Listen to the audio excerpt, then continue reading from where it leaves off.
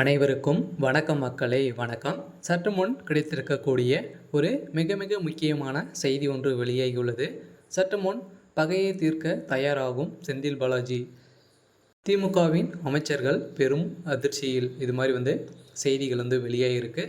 So இதை பற்றி தான் இந்த வீடியோவில் நாம் முழுமையாக பார்க்க போகிறோம். ஸோ அதுக்கு முன்னாடி நம்ம சேனலுக்கு இப்போ தான் முதல் முறையாக வந்திருக்கீங்க அப்படின்னா மறக்காமல் நம்மளுடைய சேனலை சப்ஸ்கிரைப் பண்ணிக்கோங்க. ஸோ வாங்க வீடியோக்குள்ளே போகலாம். ஸோ பார்த்தீங்கன்னா செந்தில் பாலாஜி அவர்கள் 1.5 வருட காலமாகவே புழல் சிறையில் இருந்து வந்தார் இல்லையா. ஸோ இதன் அடிப்படையில் பார்த்திங்கன்னா அவர் திமுகவில் ஒரு பெரும் மிகப்பெரிய வெற்றியை பெற்றிருந்தார். ஸோ அந்த வெற்றிக்கு பின்னும் பார்த்திங்கன்னா அவர் ஒரு மதுவிலக்கு துறை அமைச்சராக பொறுப்பேற்றார் இல்லையா. ஸோ அதன் அடிப்படையில் மதுவிலக்கு துறையில் அவர் 30,000 கோடி ஊழல் செஞ்சதாக அவர் மீது பார்த்திங்கன்னா குற்றப்பிரிவு போலீஸார் வழக்கு பதிவும் செஞ்சுருந்தாங்க.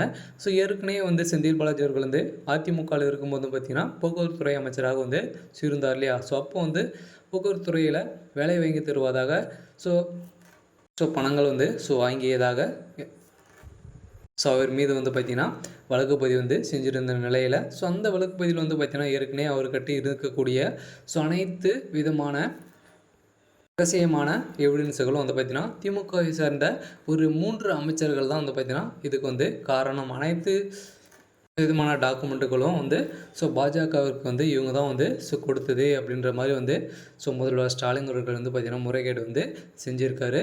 இந்த நிலையில் செந்தில் பாலாஜி அவருக்கு இப்போ அமைச்சர் பதவி கொடுக்க போகிறாங்க இல்லையா. ஸோ இந்த நிலையில் பார்த்திங்கன்னா ஏற்கனவே மதுவிலக்குத்துறை அமைச்சராக இருந்தார். ஸோ இந்த நிலையில் பாஜக பார்த்திங்கன்னா அவர் சாராயத்துறை அமைச்சர் அப்படின்ற மாதிரி பார்த்திங்கன்னா அவர் கொச்சை பற்றி பேசியிருந்த நிலையில் அவருக்கு அந்த அமைச்சர் பதவி எனக்கு வேண்டாம் அப்படின்ற மாதிரி வேறு துறையை எனக்கு கொடுங்க அப்படின்ற மாதிரி முதல்வர் ஸ்டாலின் அவர்கள் சொல்லியிருக்க நிலையில் தான் செந்தில் பாலாஜி அவர்களுக்கு பார்த்திங்கன்னா இப்போ பொதுப்பணித்துறை அமைச்சராக கொடுக்க போகிறதாக ஒரு செய்திகள் வெளியாகிருக்கு. ஸோ இதன் அடிப்படையில் தான் பார்த்திங்கன்னா கொச்சியில் இருக்கக்கூடிய பண்ணை வீட்டில் நடந்த ஒரு மீட்டிங்கில் பார்த்திங்கன்னா இந்த ரகசியங்கள் வெளியே இருக்குது. இதன் அடிப்படையில் தான் பார்த்திங்கன்னா ஏவா வேலு அவர்கள் இப்போ பொதுப்பணித்துறை அமைச்சராக இருக்கார் இல்லையா. ஸோ இதன் அடிப்படையில் தான் அவருக்கு அதிரடியாக ஏவா வேலு அவர்களுடைய பதவி பார்த்திங்கன்னா இப்போ அமைச்சரவை மாற்றங்கள் மாறி இருக்குது. இதன் அடிப்படையில் செந்தில் பாலாஜி அவர்கள் பார்த்திங்கன்னா அவர் நினைச்சாரு அப்படின்னா முதலமைச்சராகக்கூடிய அனைத்து தகுதிகளும் செந்தில் பாலாஜி அவர்களுக்கு இருக்கு இல்லையா. ஸோ அவர் பார்த்திங்கன்னா ஒரு பெரிய பினாமியாக தான் இருக்கார்.